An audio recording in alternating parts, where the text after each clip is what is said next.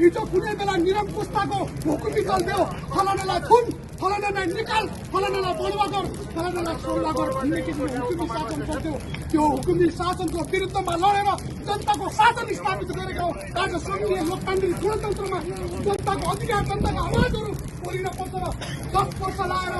अरबौं खर्च गरेर बनेको संविधान अनुसार यो देशको प्रणालीहरू चल्न पर्छ भन्ने हिसाबमा यो विधिको शासनको पक्षमा छौँ। आज निष्पक्ष रूपले छानबिन गर्छ र कुनै किसिमको हाम्रो नेताहरूमा त्यस्तो किसिमको कुनै व्यक्तिगत तरिकाको कैफियत देखिन्छ भने कारबाहीको लागि कसैले रोक्नेवाला छैन, तपाईँले गर्दा हुन्छ। तर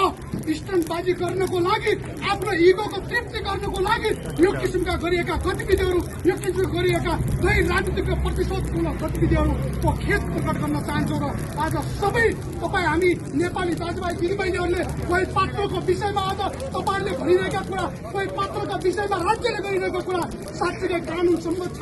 कानूनका विधि अनुसार छ। गौरी बहादुर कार्कीले बुझाएको प्रतिवेदनमा उनले सबैभन्दा अगाडि एउटा किसिमले आफूले ट्विटहरूबाट, सामाजिक सञ्जालबाट एउटा फैसला सुनाइसकेको